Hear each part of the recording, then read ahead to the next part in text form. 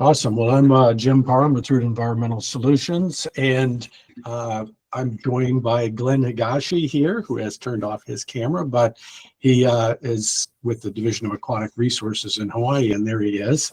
And Glenn and I have worked together for many years, and this presentation is an outgrowth of past projects that we did together, and many projects in Hawaii are out in these gorgeous places with beautiful water, loaded with gorgeous native fish and everything.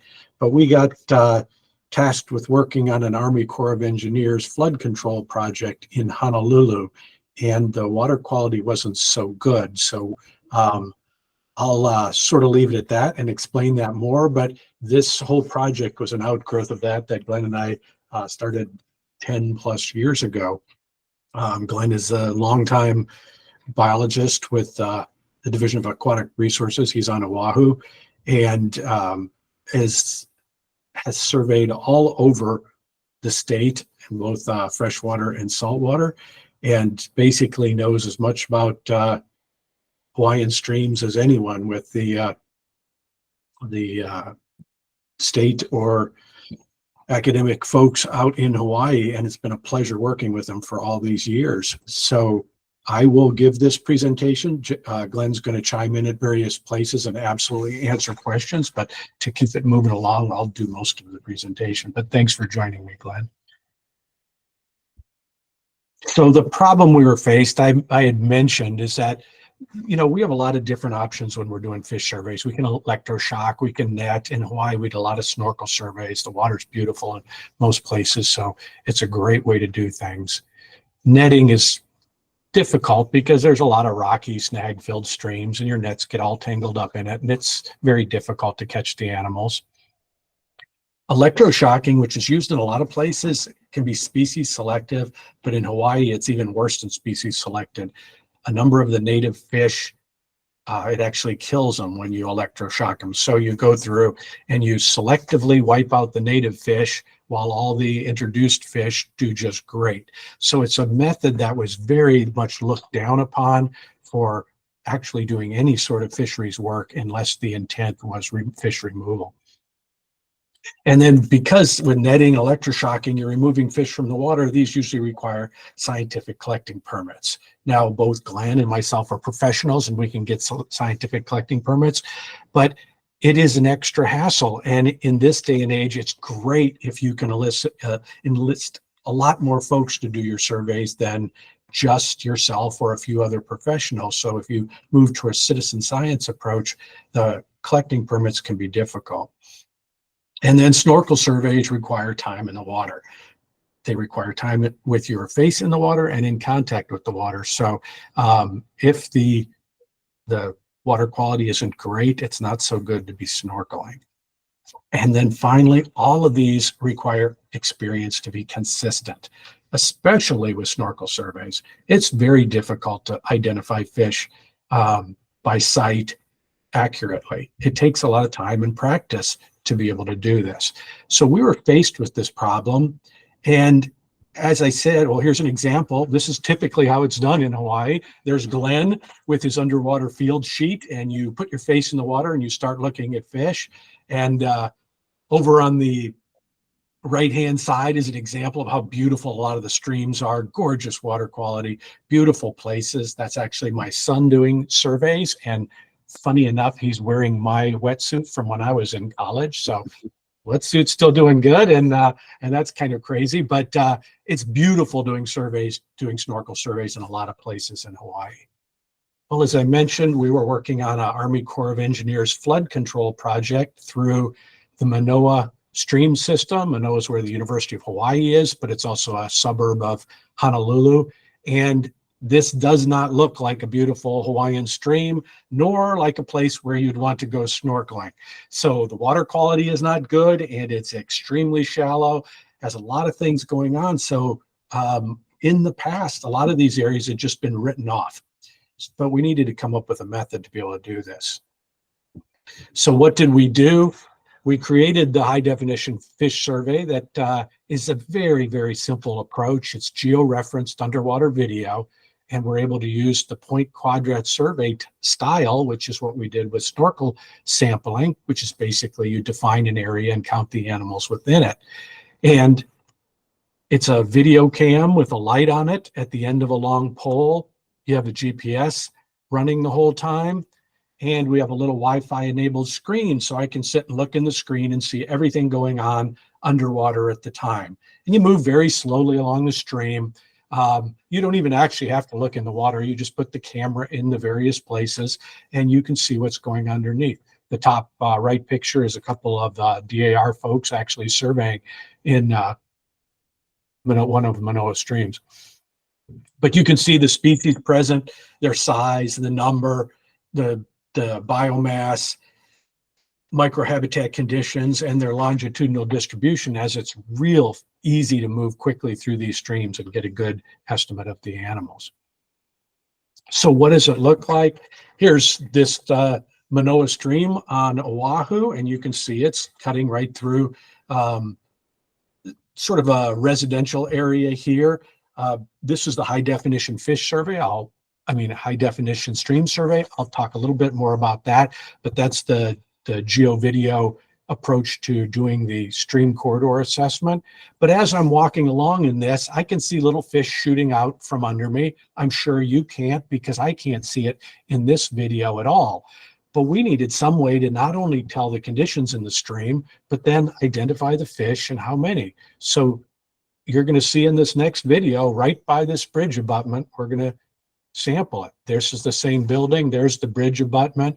This is in 2014, just to let you know what it was like back then. There's the underwater view, and the above water view will be showing you that there's a little camera going in, and you can see there's an absolute ton of fish in this place. So the video cameras do a great job of gathering information underwater. These are mostly introduced species. You're seeing a lot of swordtails and guppies. These are armored catfish. All of these fish are aquarium trade releases. The university, I guess the kids get aquarium fish, and at the end of the semester, they have to do something with them, and they dump them in the ponds and things, and then they get washed into the streams and do great in the Hawaiian streams. But this video also shows something. These armored catfish that we're looking at, this is all fish poop along the bottom. Super high densities. They're scraping the algae on the bottom here, and it's a great way to document what's in the system. As I mentioned, a lot of what we do links both the fish and the habitat surveys into one thing. I'm going to be very brief on the high definition stream surveys. We have other presentations specifically on that, but it's a rapid method using video and other sensors to gather in-stream habitat, stream bank conditions, so the condition out here, the stream banks, and the riparian zone, and to document the quality of the water. Basically, you can walk up through the system.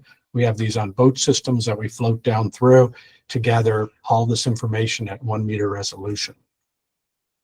And what does that give you? It gives you all these beautiful images in which you can look at the type substrate, the rock, the gravel.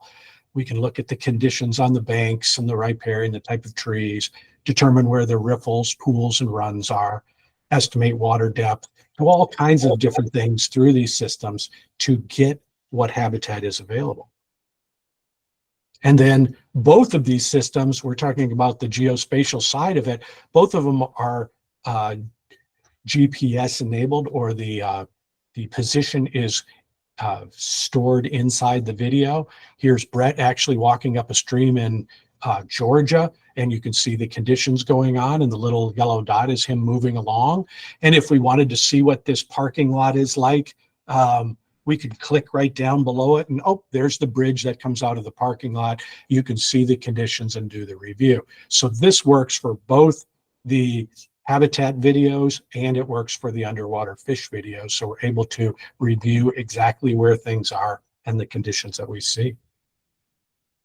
So that's a super brief introduction to sort of the overall approach and where it came from. I'm going to give two projects here as examples. One, a Hawaii in-stream flow assessment that Glenn and I did, and then the Upper Delaware River trout survey, which was more recent.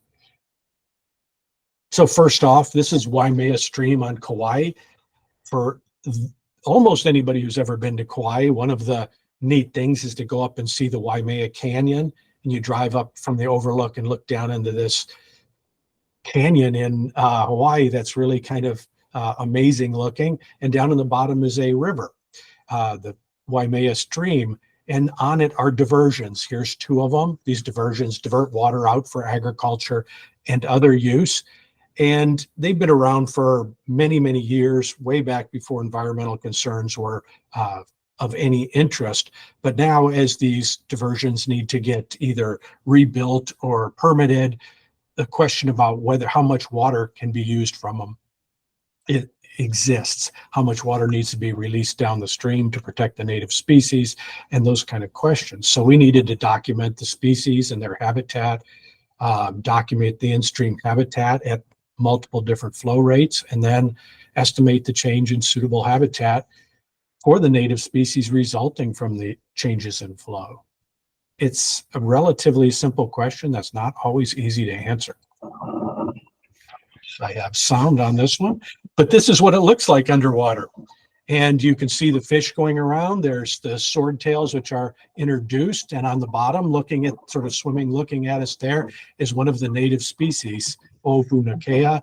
And they're gobies in most cases here. And they have the ability to hold on to the bottom with a sucker, and they can climb up waterfalls. And so they can be found far upstreams, and their babies drift out to the ocean, and then they return to streams. And that's pretty much what it looks like. Probably should turn the sound off on that. But I also want to just slide back here. I'll just put it sort of randomly. And one of the interesting things, imagine if you were doing a snorkel survey, you have to count and identify all the fish while all this is happening and record it on there.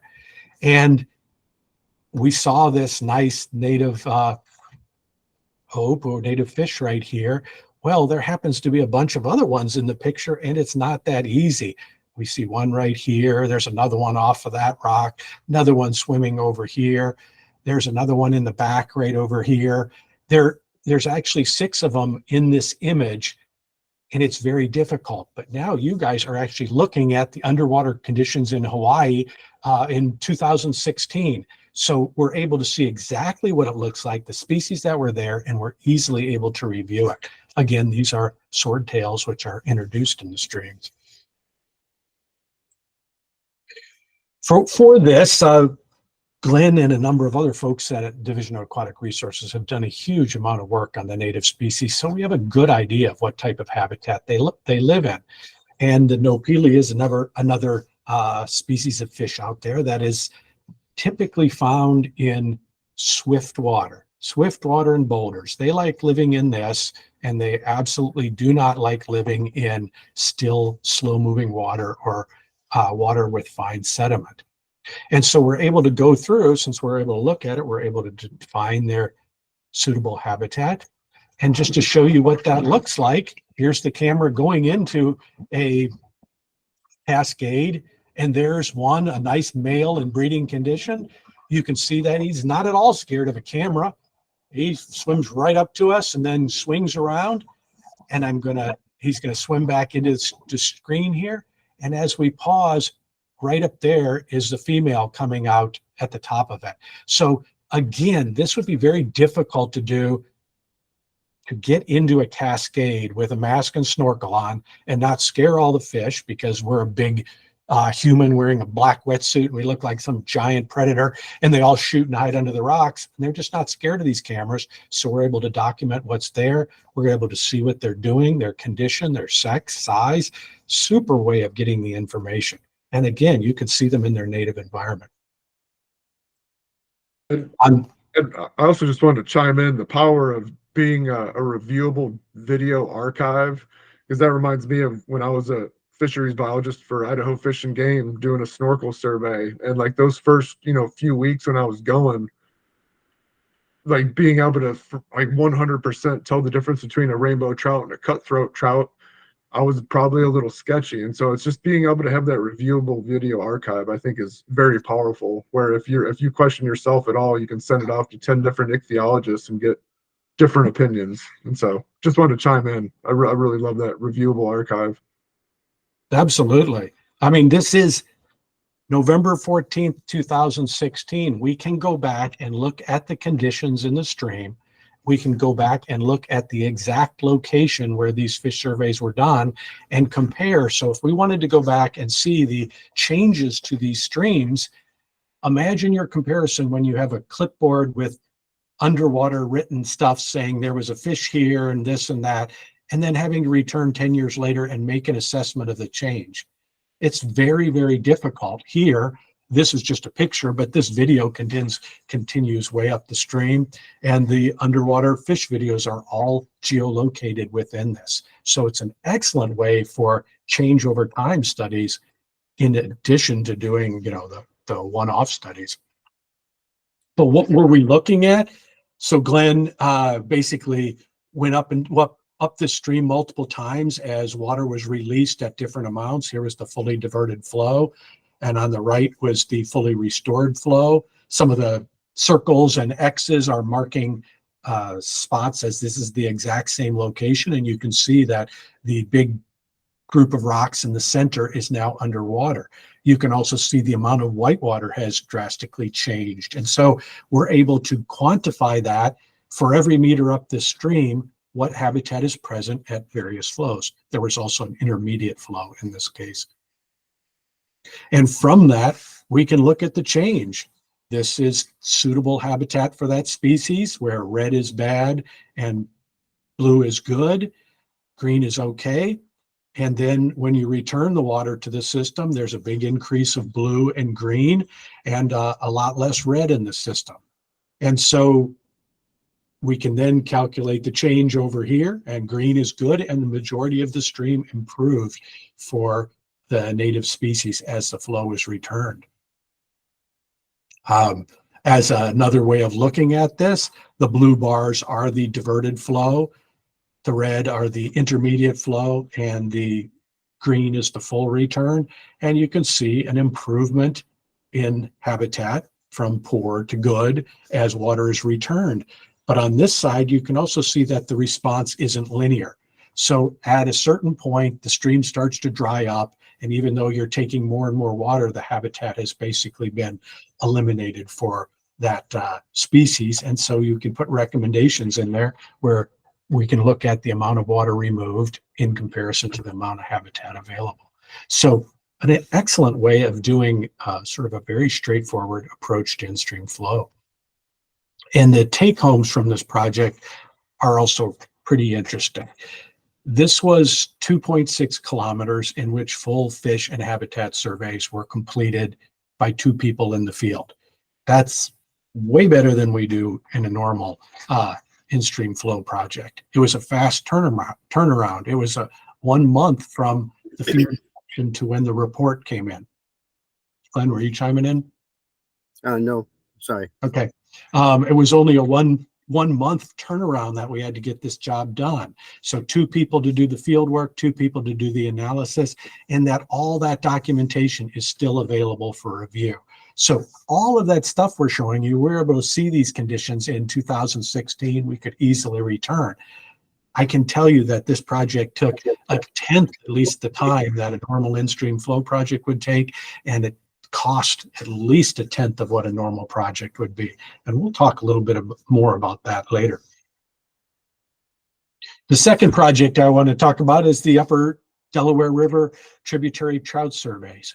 Here's one of my colleagues, Tim, walking up the river or the streams. The streams here flow down to the Upper Delaware River, which is a blue ribbon trout river, and the trout go up into these streams to spawn, and the small trout are up in here, and then they move down to the main river as they get larger. So there's lots of interest about protecting these tributary streams to protect the trout fishery in the main river.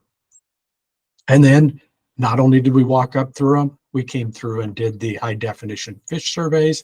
That's me here. You can see we've tamoed out the end of our poles to make them even less obtrusive, and I'm looking at a little screen there, being able to see everything in the picture, and I can look up underneath those little cascading falls and see what's going on in there.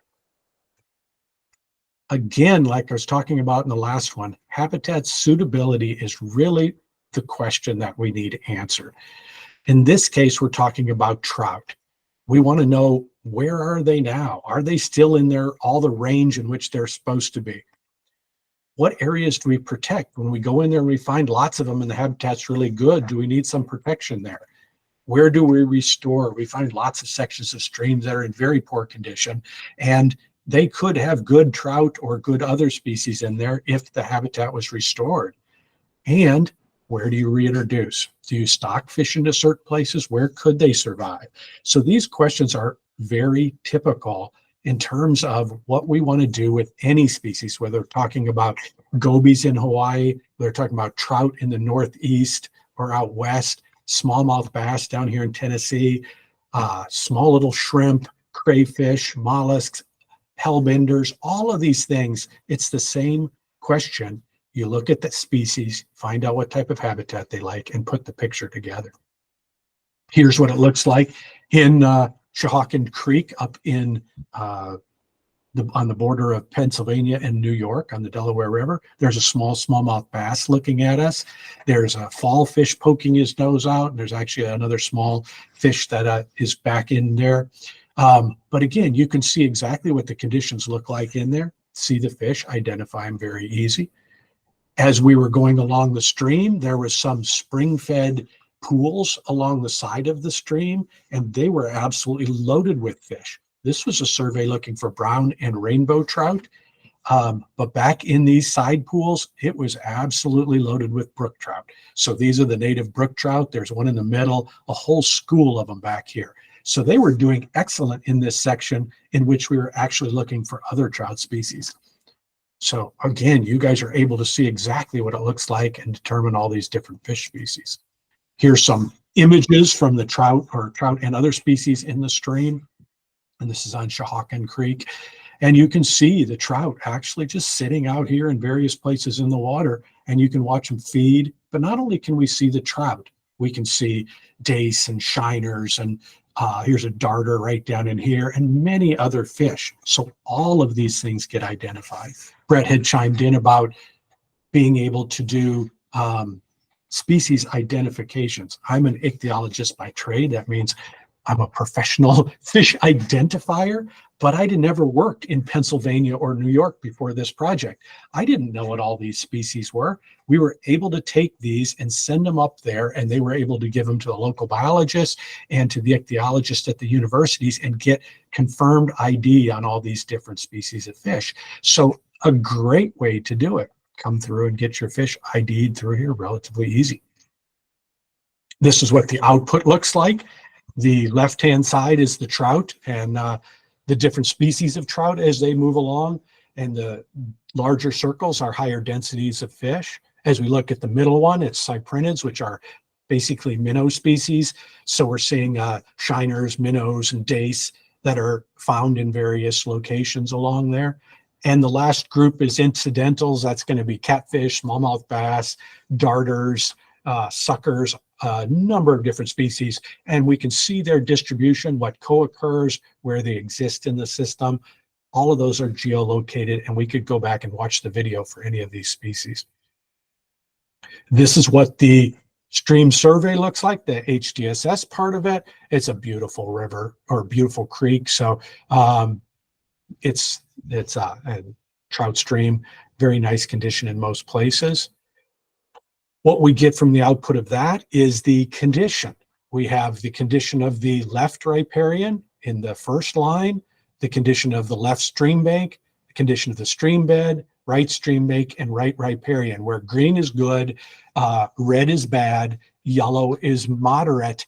And these are beautiful streams in a lot of cases, and a lot of it's good, but there are some orange and red areas within them that are not in great condition. On the right-hand side is the discrete points. These are bridges where pipes come into the system, large debris dams incoming channels, various things like that. Those are all also identified and scored. In addition, we're able to determine the habitat type. So we're able to look at every bit of habitat type throughout this section. Over here on the right-hand side, we're able to do the stream bed composition, going from bedrock and boulders down to fine and gravel. So all of that gets identified at 1 meter resolution through the whole system. So since we know where the animals exist, we know what habitat they like, and we know what the condition of the habitat is, it's very easy to convert that into habitat suitability. Here's the habitat suitability for adult brown trout. It's mostly red, low suitability. Well, adult brown trout are relatively large fish, and these are relatively small streams, and so there's not a lot of habitat in comparison to a major river sitting here for large fish. But there is a lot of habitat for juvenile brown trout, and we also can identify all their spawning habitat in here. So now, if we're looking at protecting areas for these spawning trout, we can go through and look at the condition of the stream with respect to their spawning habitat. So again, very simple to come through and do a complete system look. So in conclusions with the trout habitat, we documented their life stages and spawning habitat. We are able to compare our visual assessments with the predictions of the habitat suitability to see if the fish actually are occurring where we would expect. And on the right-hand side, you can see it provides excellent imagery to identify fish and habitat. But the last point here is it's an easy, low-cost approach for citizen science. And why is that jumping into this out of the blue almost? This project was a project with Friends of the Upper Delaware River and Trout Unlimited. So Trout Unlimited, and the whole intent of this project was to go in, we were going to provide the equipment and the training, and Trout Unlimited was going to provide the members of the Shahawken chapter. They were going to do the surveys. So I would train them. They would go out in teams of 2 with these cameras spread out all through their system and collect information. We'd get all the video, we'd process it, we'd identify the fish and convert it into a useful output. But we were intending to train all their people. Should have worked beautifully. Unfortunately, this was when COVID hit and the whole project got shut down in a sense. We ended up doing all the work because we weren't allowed to meet with people. We weren't allowed to, I'm sure you can all remember that there was no face-to-face. There was all of these problems with doing things. So that project got converted to us doing all the field work. But we've been working with Trout Unlimited and various other ones in trying to translate this into a citizen science approach because it's very easy to do. It doesn't cost much money, and it can be validated by outside experts. So I don't have to rely on someone's fish ID that may or may not know how to identify species. Another thing came up in this one that's really interesting. That's a change from how we normally do work. In traditional surveys, and this would be true with snorkel surveys or electroshocking or a lot of different things, we decide in advance what it is we're looking for. So we go out, collect the data, the classification is already set up and it's recorded in the field. So if we're doing visual surveys from a snorkel perspective, and we could have snorkeled these streams, we would have already had a species list on them. We would have had all kinds of information. And that would have worked for trout since that was the focus. But with HDSS and HDFS, we collect all of the video. So we don't need to determine what the classifications are in advance. What does this mean? On the Large River project, which was about trout, we didn't know anything about an invasive plant that was there. And we saw this invasive plant all over the place, and we were able to take the video and identify this invasive plant all over for the managers who were really interested in it. Totally not planned, but we were able to do it.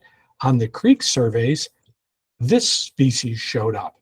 And this is a bridled shiner, which is a species of special concern, and it's a sort of threatened, endangered fish. I don't know anything about this. I could have never identified this fish. It looks like many, many small minnows. And this was a trout project. But Here's what we captured in some of the locations. I didn't know what this species was. We sent it off to the experts at the university up there, and they identified it as bridled shiner. So now we have documentation of their threatened endangered species in places where they didn't have it, and it was done for a project that was not looking for this. This goes back to my comment in a couple of my comments. One, identifications can be done after. We don't need to know what we're looking for when we're doing these surveys. Two, if we had been in here electroshocking and we had killed or taken any of these species and we would have had no permit, we would have been in a lot of trouble. These require permits, and getting endangered species permits and things like that is not easy. They're not at all being harmed by a video camera, so we can go through and take pictures of them and move on.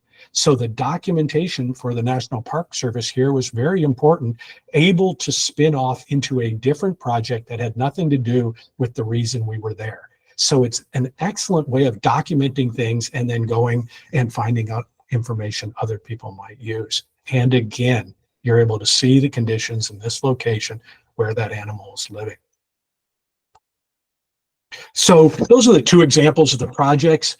And I'm going to just show a little cost comparison because it's important to try to get these done. It's hard to do fish surveys. It's expensive to do them. And most people don't want to pay for it. But again, I'm going to say the same thing over time. We have to map the habitat to see what's there. We have to survey fish. That's a beautiful greenside darter from here in Tennessee. And we put those two things together to assess suitability. Habitat availability, their species use gives you suitability. That is pretty much the story in most of these projects, what we're looking for. How will things change with respect to the suitable habitat for different species? So what does it take normally collect that data? We do habitat transect protocols. There's one of my good colleagues from Hawaii, and we stretch tapes across streams.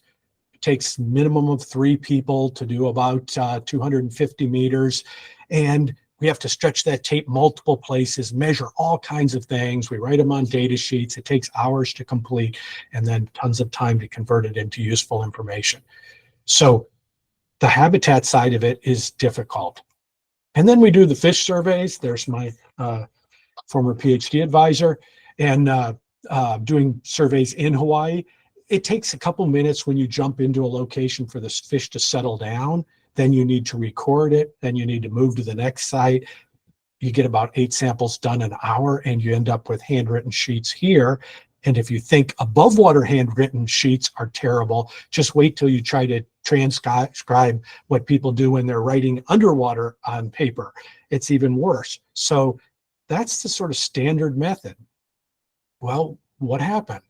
Glenn and I were involved when a light transit, basically a train project, was put into Honolulu.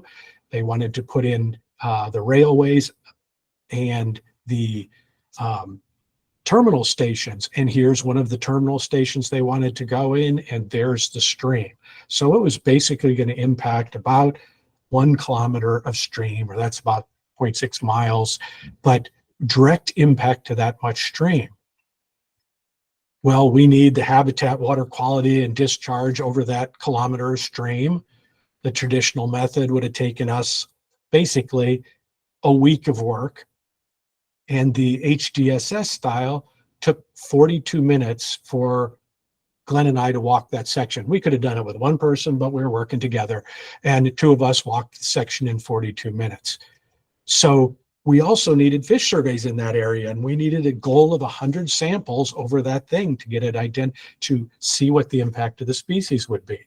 Our snorkel surveys would have been about 8 per hour, so it would have been another 12 and a half man hours to get that done.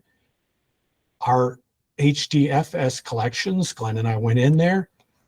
In 2 hours, we did 221 sites over that 1 kilometer. So we doubled what we needed to do, and we were only there for 2 hours.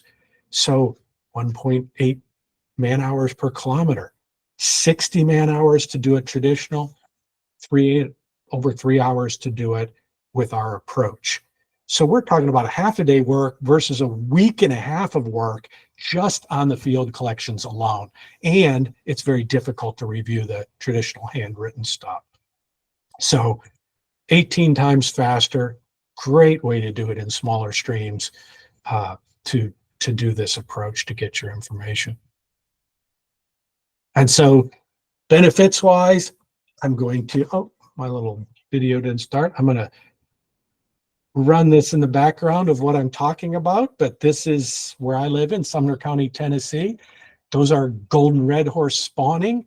I was doing a survey, watching them do that. You could see them beautifully, and you can see all the sunfish come in to rob their nest from, get the eggs out of the nest. So again, there's a camera sitting here looking at these fish, and they're spawning, and the other ones are preying on them. I'm supposed to be giving a list of what the benefits are, but it's just really cool. You can see everything that's happening. Fast, reviewable approach, long-term documentation of the species and habitat, no harm, no permit approach, low barrier to entry, excellent approach if you want to enlist kids or other citizens to do work. Great cost time benefits, as we just discussed. Works in urban streams or streams with poor water quality where you don't want to get in the water. And it integrates beautifully with the high definition stream surveys to get the full coordinated approach. And finally, it's just a lot of fun. Like I said, you can sit there and watch all this stuff going on, and it's amazing to be able to see what's happening. And it's very difficult to tell what's happening from the surface. So the cameras are great to use. I'm going to close it. I'm going to actually let Glenn talk here for just a second. Glenn, do you want to tell me what we're looking at here? Okay, we're looking at Ancholine Pool shrimp on the south point of the Big Island, and went up there and had an opportunity to stick my camera in the pools to see what was there.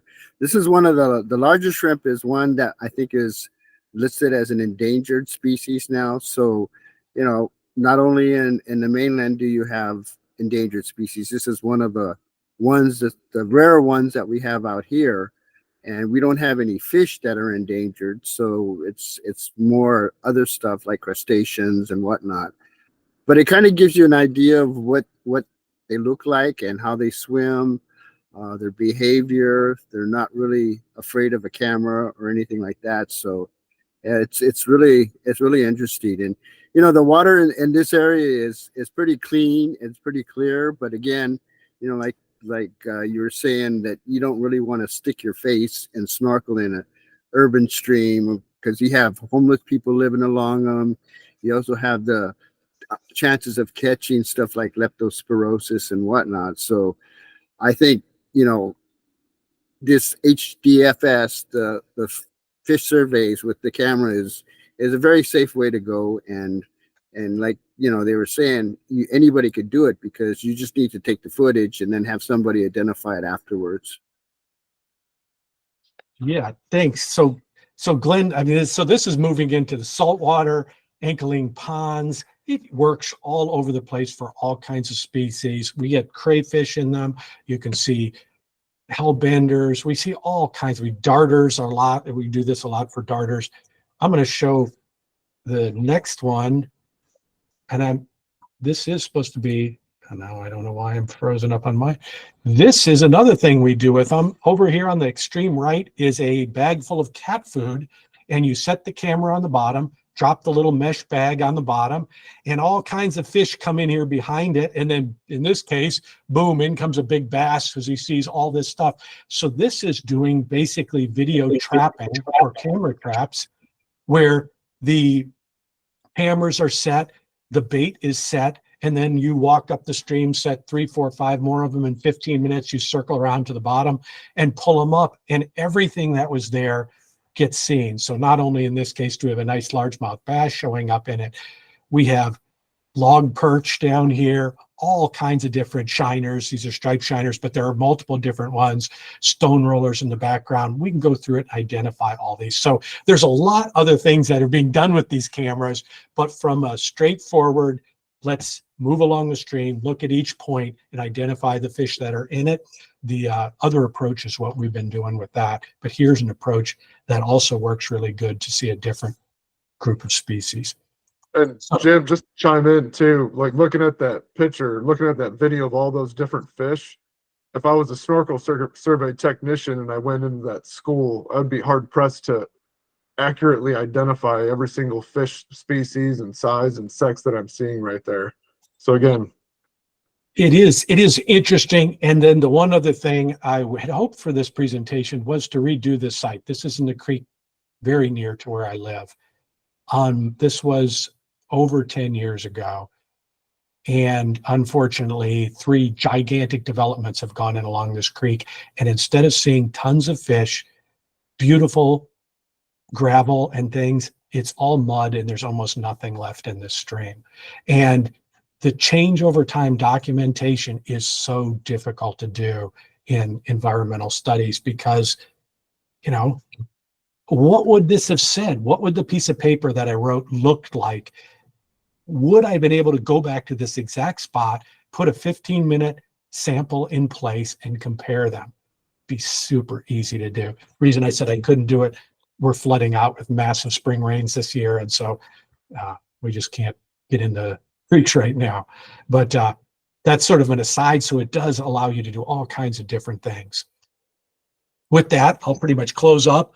We are a women minority owned, economically disadvantaged small business, certified by the Small Business Association. We have stormwater folks as well as fisheries professionals, and we do a lot of work all over the country in all kinds of different things dealing with sort of streams and rivers and water resource issues associated with that.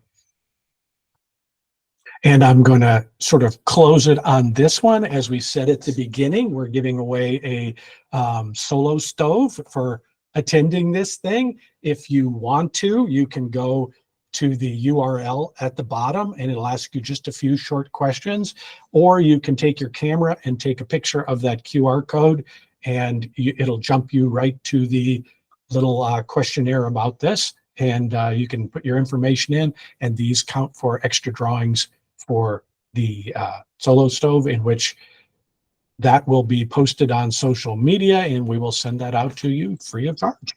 So with that, I'll leave it on the screen and be happy to answer, or Glenn will also be happy to answer any questions that you all may have. So right now we have 2 questions. Brett Parsons, he's with the city of Augusta, Georgia. I actually met him last week at the International Erosion Control Association conference. And Brett, if you want to unmute yourself, if you need to, but either way, he's asking about what would those habitat results be similar outside of Hawaii?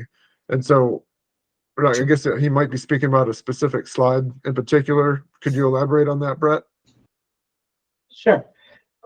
Just you showed that that chart showing the nonlinear output of what y'all are seeing in regard to the depth of, or I guess the amount of flow versus the habitability. Is that just results y'all seeing from Hawaii, or would that be something that you would see, across the board?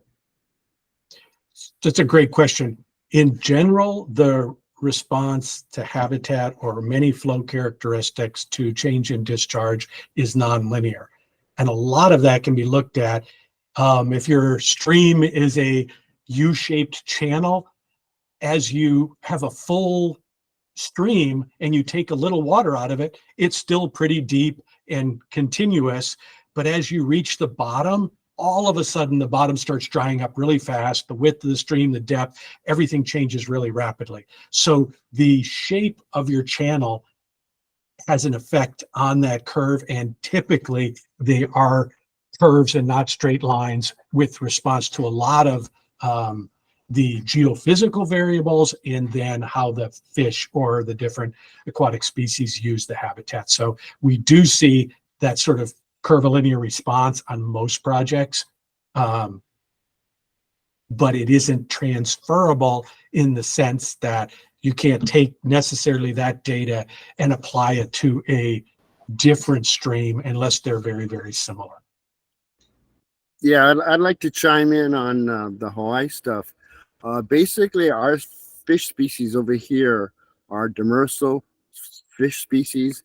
They're not midwater fish species like trout and that kind of stuff. So they utilize just the bottom of the stream, and so they're not really, found in those upper water levels that you would find normally find on the mainland streams. Yeah. And so that has an effect on that also. So the species and how they use it have an effect on what you see in those curves. So it is species specific, and it also stream geomorphology specific. Good deal. So the next question is from Jason Meter, and he's actually with the Mainspring Conservation. Believe I'm saying that right. And I believe he's also involved with Jennings Environmental and the Gila Dam removal over there in North Carolina. But Jason was asking about what are the maximum NTUs to accurately see and ID fish. That's just in reference to turbidity. But I know. Go ahead, Jim. Yeah, I mean, and that's a great question, Jason. I should have put that in here. This is a relatively small stream, clear water approach. I don't know that I have tons of video on my computer that I could pull up. The clarity does not need to be good enough to see the bottom. That constantly amazes me. We do a lot of green water streams where in the summertime, the algae blooms and it looks pretty green. And yes, you can see the bottom in a foot of water or something, but you get to a 3 or 4 foot deep pool and you can't see the bottom. And when I first started doing this, I'd put the camera on the stick down to the bottom and I'd say, I'm wasting my time. What am I even doing out here? Like, this isn't going to work. And then you'd come back and watch the video and you can absolutely see a ton of fish. Now, I'm not going to lie and say that a camera works different than a human eye. You still have to have the light and the visibility to see, but you can see quite a good distance in far less conditions than when you're looking from the surface down into the water.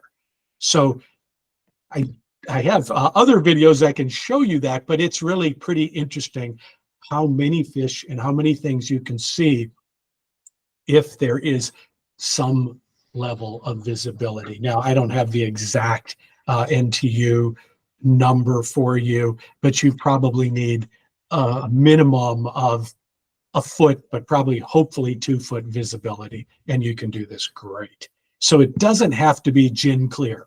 It doesn't have to be a trout stream or an absolute clear water stream at all. We do a lot of this work in Tennessee and in Alabama and see all kinds of darters and things in a typical southern green stream. And so I know that exact Hawaii stream you're talking about.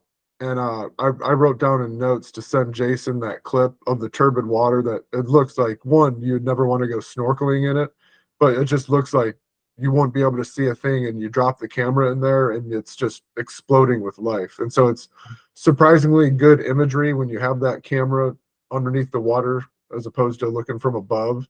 And yeah, as far as the specific number from NTUs, no.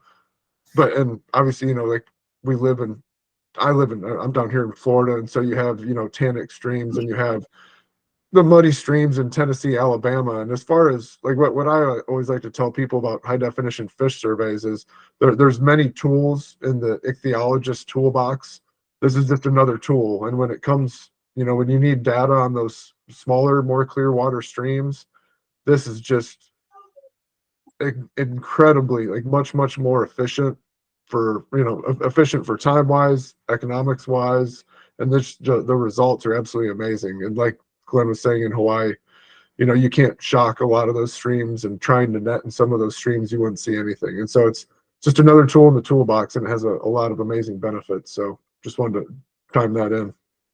Yeah, I manage a reservoir fisheries in Hawaii also, besides doing stream surveys. And I've used cameras in a reservoir situation. The visibility is maybe 1 to 2 feet, but you place the cameras in certain areas, you can detect fish swimming by, and you can actually identify what you're seeing. again, it's more of a green water situation. We've surveyed areas below the reservoir which has fairly turbid water because it's coming out of the reservoir, and we were still able to identify things that came close enough to the camera. If you could, if it comes close enough to the camera, you can identify what species they are. The last question oh, I'm sorry, was somebody chiming in? No, this was Jason. I was thankful for your comments because green water is fine with me. I'm good with that. Sounds good. And so the last question, Matthew Reed, I believe he's City of Augusta as well. And he said, I noticed you were using GPS antennas and Wi-Fi link video screens. Have you had much issues with devices overheating in the field? And if so, how have you managed that? That's a great question. For the fish surveys, no, not at all, because the water is cooling the cameras. And the GPSs don't really have any issue with that. And the cool thing is you can use your phone as a screen. You can use a little tablet as a screen. You can use all kinds of stuff as a screen. And they work great. Most trouble is it waterproof? So heat isn't the problem. It's slipping on the rocks and throwing all your stuff in the water. As long as you have it waterproof, you're golden.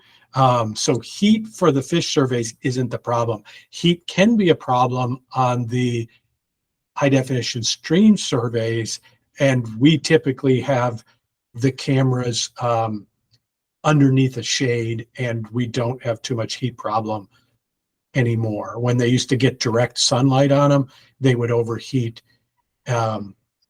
inconsistently. Like you could never tell when they were going to fail. But now that they're under a shade of, under white plastic, basically, that's either reflecting or absorbing most of the heat, the cameras don't overheat very often at all.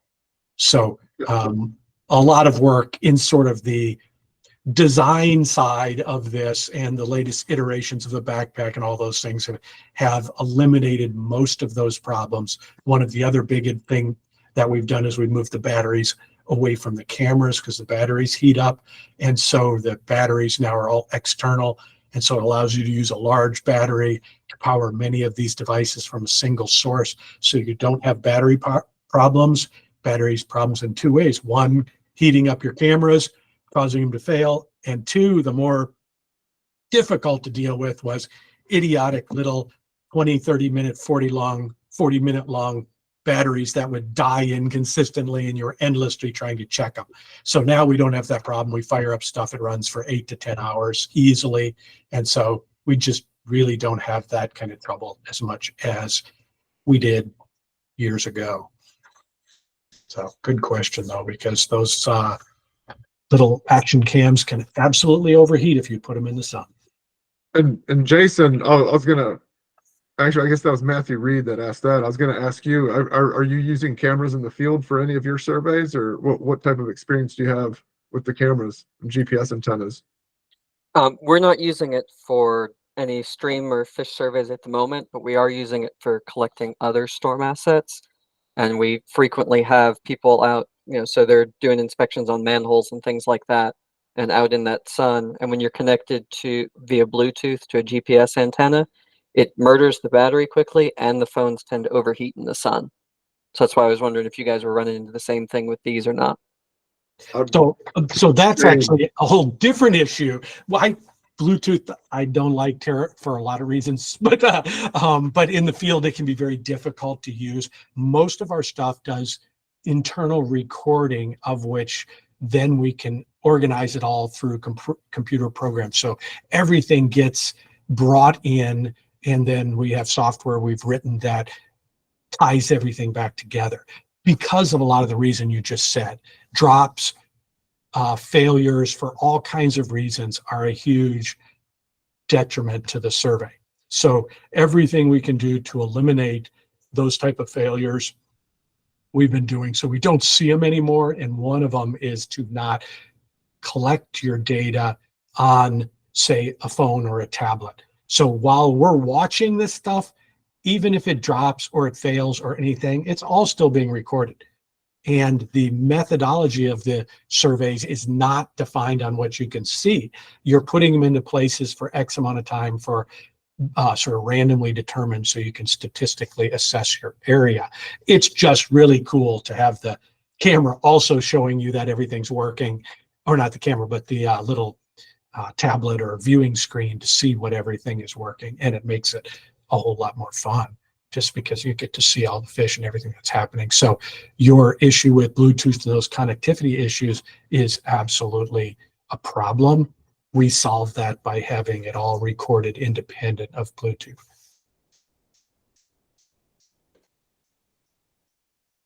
So Good deal. Well, that's all the questions that people have entered in the Q&A. If anybody has any more, feel free to click the little hand icon at the bottom, or just chime in. But that's great. Great questions. Great presentation. I really I know it's Friday afternoon, so this is kind of a perfect way to end the week, in my opinion. But if anybody has any other questions, please chime in. Are y'all using a like waterproof camera, or you put your camera in an enclosure? So yeah. I'll chime in for the high definition stream surveys, like our usual kayak setup. We actually have some aluminum housing externally powered. They're actually, it was a company that built the GoPro harnesses for motorcycles. So they're, riding in the rain and all weather type stuff. And so we have those for the high definition stream survey. And I'd almost assume that those aluminum frames definitely help dissipate the heat on some of those really hot days while sitting in the shade. But with the underwater, the GoPro Hero 10, like there's some aftermarket stuff as far as underwater video goes. We've been doing this since 2012, and we have yet to find like the perfect solution. To get externally powered GoPros is hard. I'll leave it at that. There are options, but I really wouldn't. It's very risky to use any of them because your camera will inevitably take on water, and if it's externally powered, that means the battery and all the insides are exposed to the water. So we use Sony cameras mostly underwater. There Their you go. resolution is great. They are in a underwater housing. Again, they're cooled because they're underwater, so you don't have heat issues at all. You can flood them. I mean, that's a possibility, but they're excellent cameras. So there's a couple things that come up when you're choosing cameras. One, camera technology changes at lightning speed, but you're looking for typically something that shoots at a high frame rate when you're doing fish sampling, because if I go back to those fish pictures in here, a lot of times you have to stop on a frame and you're looking to count fin rays and things like that, scales. If you use, say, a 30 frame per second, which is what you typically use for videoing anything, it has motion blur in each frame. So you're shooting at high frame resolution, so it stops motion blur. So that and the quality of the camera is really, really important for the underwater fish surveys because you're doing stop motion fish identification. So that's a little different than what we're talking about when we're doing the stream surveys, where you're seeing all kinds of stuff from a longer distance, and the identification of a manhole or a pipe flowing into the stream or a boulder is not going to be affected by motion blur. So you can absolutely see those type of things. But when you're talking about a fish that can shoot across the screen in a very short time, the frame rate is good. So Sony cameras are what we typically are using on the underwater side. So they're doing like 60 frames per second in 4K video. What's that? So that's a great question too. We have used it. The biggest problem with 4K is space. If you want to be able to record for 8 or 10 hours, it's very difficult to do that. And so and then all of the processing steps afterwards, you have massive amounts of storage issues. We're already at, I want to say, don't know why I forgot off that, but I want to say somewhere 600 to 800 gigabytes a day we can collect. So when you go to 4K, you're talking about multiple terabytes a day that you have to not only store, but duplicate and process. So 4K works for sure. And for the fish surveys, it would work. 1080p works great. Okay, thank you. Yeah, on one of the previous questions that you got asked about the housing for the underwater high definition fish surveys, we use the Sony cameras, but the only problem with the Sony cameras now is it's discontinued. So you know, I bought GoPro cameras and I use the GoPro cameras for the high definition stream surveys, but I would also use the GoPro cameras for the high definition fish surveys, but I would put them in a housing just for the fact to protect the camera itself, because you do have a tendency when you're doing the high definition fish surveys, when you're moving along the stream, to bump rocks, or you know, even if you fall down or something, you don't want the camera to hit a rock and then start leaking on you. I mean, you know, that's an investment that you want to kind of protect. So I would go with a housing on the underwater stuff. Yeah, thanks, Glenn. Good deal. Well, as I said, this presentation will be recorded, and we'll be sending all of you an email with a link to the YouTube. The True Environmental Solutions has a YouTube channel, so you can go see some of the old presentations if you go there now, and then pretty soon this one will be uploaded. So if you want to share this with anyone, we'd love for you to send it on and share that information. But hopefully you use your smartphone and your camera and started that Kahoot challenge, and yeah, get signed up, and hopefully you win the solo stove. So thanks again, everyone, for your time. This has been good. Glenn, I really appreciate you joining. Been good to see you. And then Jim, if you have any other last parting words, I'll let you have at it. Sure. No, thank you, everybody. Thank you, Glenn. Great seeing a whole bunch of friends and familiar faces, and I see a bunch of folks from Hawaii. Hi, all. So that's pretty cool. Haven't talked to you guys in a while. And thank you very much, and have a great holiday weekend.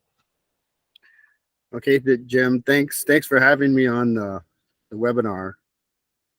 Yeah, absolutely. It's always good to see you, Glenn. All right. Well, thank you, everyone. And with that, we'll close the meeting and enjoy the rest of your day and the weekend.